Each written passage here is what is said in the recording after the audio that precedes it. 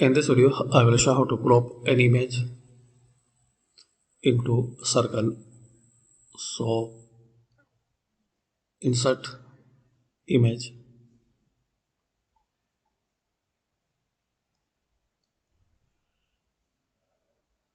Now draw the circle.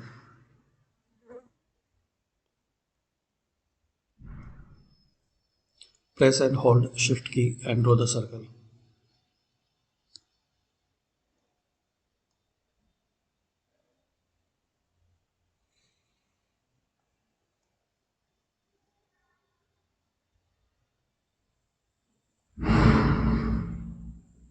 Now select both object.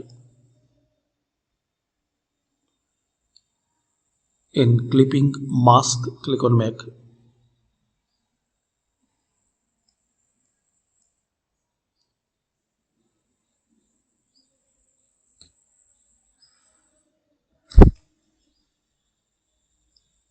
So by this setting you can crop image into any size.